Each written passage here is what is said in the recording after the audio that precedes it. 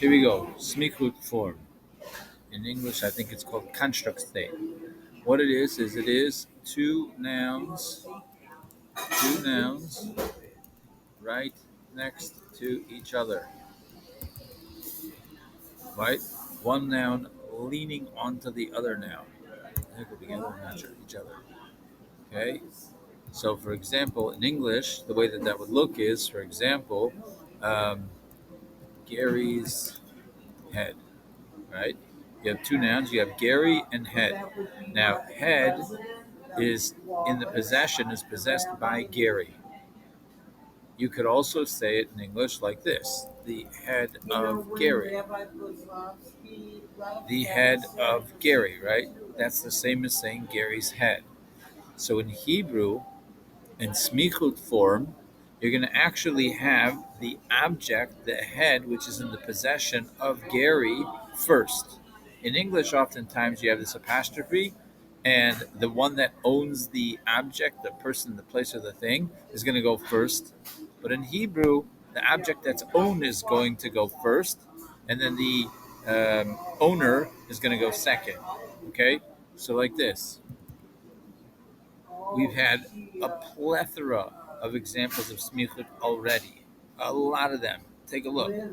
Be'eretz Canaan, B'Kiryas Arba, Chai Sarah, Shnei Chai Sarah, B'nei Meso, B'nei Ches, Achuzas Kever, Nisi Alikim, B'mivchar Kivarenu, La'ama Oretz, B'Efren Ben Soihar, Mara Samachpela, B'Ktsei Sadehu, and La'achuzas Kaver. Those are already all smichut form. So let's take a look. What does it mean smichut form? One noun, one person, place, or thing next to another, right? Eretz is a land. It's a thing. Canaan, land. Or it could be a person, depending on how you want to look at it, but it's definitely two nouns. Kiryas Arba, a city. And Arba, four. The city of four. Chaye Sarah, the lives of Sarah. Two nouns in a row. Life is a noun, it's a thing. Sarah is a person. Shnei Chaye Sarah, the years of, the lives of Sarah. Three nouns in a row, all in smichut form, one leaning on the next one, without anything interposing between them. Meaning to say, there's no lamed there that separates the words, the life to Sarah, or the years to Sarah, the years from Sarah. That would already change its form. It's got to be smichut. It's got to be resting the same way that the Kohen would rest the hands on the heads of the animal, or the people would rest their hands on the head of the animal with some weight. There's no interposition between the hands and the animal. Panei Meso, the face of his dead, or the faces of his dead. Again, you got a face and you have a dead. These are two nouns. B'nei Ches, the children or the sons of Ches, sons and Ches. Ches is a person. Sons are a type. These are also people, right? So you have again nouns. Achuzas Kever, Misialikim, etc. So all of these things that you see here are all smichut form. So if they can already translate their worksheets, and they can translate the psukim properly, so they already have a nice frame of reference for smichut form. Now, the first thing is, can they identify that a word is a noun? It's a person, place, or a thing. If they have the vocabulary down pat, so they should be able to notice when there is two nouns right next to each other. When there are two nouns right next to each other, it's always going to take on these two types of translations. Either you say the second word first with an apostrophe S, or you say the first word first and you say it's of the next thing. So, for example, Be'eretz Canaan could mean in Canaan's land. However, if you're going in order, you would translate it in the land of Canaan. So you're adding into it, oftentimes at the very beginning, the word the, right? You have the, then you have the blank of blank, right? The land of Canaan. Go to the next one. B'Kiryas Arba, the village of four. Next one. Chai Sarah, the lives, because you have the A sound, which will go over the chart soon. The lives of Sarah.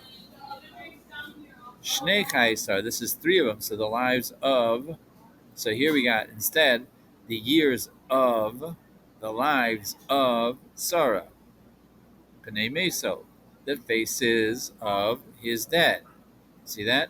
So every time that there's two nouns next to each other with nothing interposing between the two, nothing breaking up the two, like a lamed, it's always going to be that the first thing is of or in the possession of the second thing.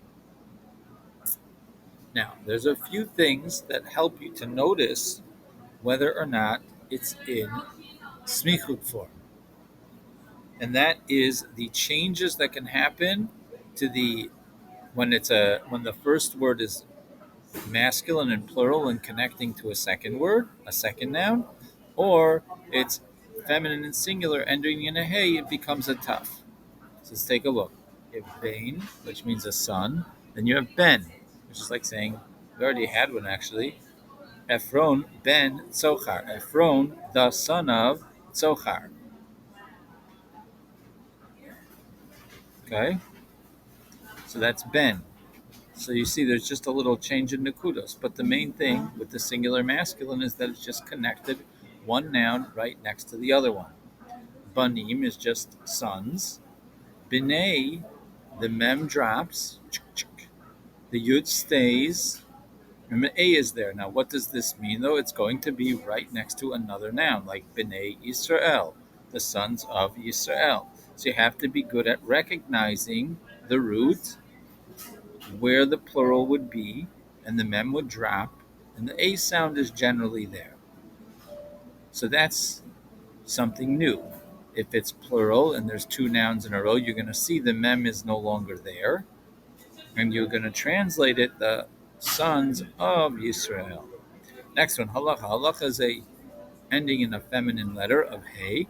So when that's going to be connected to a noun right next to it, for example, so halacha would mean a law, hilchat would mean the law of, or you could say a law of. So you could say maybe like hilchat Shabbat, the law of Shabbos.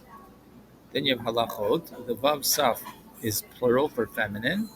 Now here, nothing changes. So what you would see is you would just see, the nekudas may change, the vowelization may change, but the actual letters don't change. And so you have to, once again, just be aware of, is the next word a noun or not? So this could be like, for example, Hilchis Shabbos, right? The laws of Shabbos. Okay? So that's it. That's the entire smichut form. Again, there's sometimes some changes in the kudas, but the main thing is, can you recognize when there are two nouns in a row, a person, place, or thing next to another person, place, or thing? And the rule is then when there's two in a row, you say the blank of blank. The first word is going to be in the possession of the second word. If you want to, I don't know, like you could have some fun with this, right? So it's kind of like the way that the picture would look is like this. Here's the land, and here's Canaan.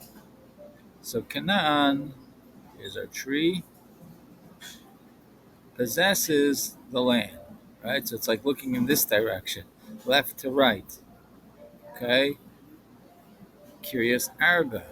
So we could say that the giant's name was Arba. So you would imagine you've got this big giant with his muscles or whatever you might want. I don't know. Big giant, right? And he owns this place called Curious, if that's the interpretation that you want to go with, right? So again, it's Arba, this is his name, Arba is in possession of Curious. So it's going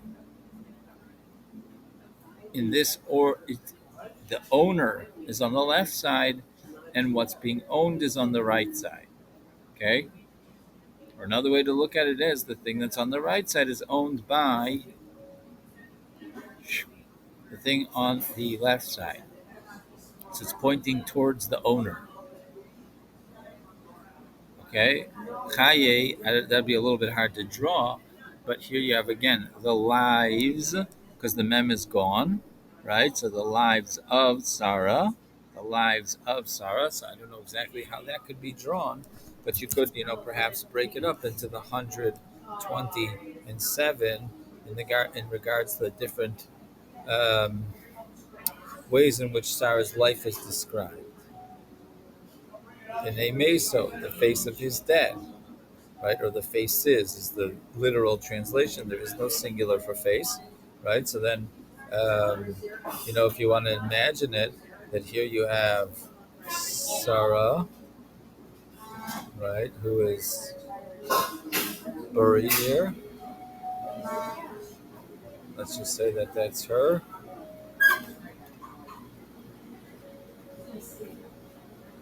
right? So the face of his dead. So the face of the full dead, of the actual dead person, okay? B'nai Ches, the children of Ches, etc. So the first thing is always in the possession of the second thing. The second thing always possesses the first thing. And once again, if you were to look at it in English, so the way that it's written in Hebrew is the head of Gary, or you could say Gary's head. This should be enough to help you with explaining Smichut form, and you can use your vocabulary sheet to explain it. So again, really, there's only two major changes, which are when it's plural and masculine, the mem drops and it becomes b'nei, and when it's feminine singular with a hey at the end, the hey becomes a suf, and that's how you know that it's in Smichut form is when that hey becomes a suf.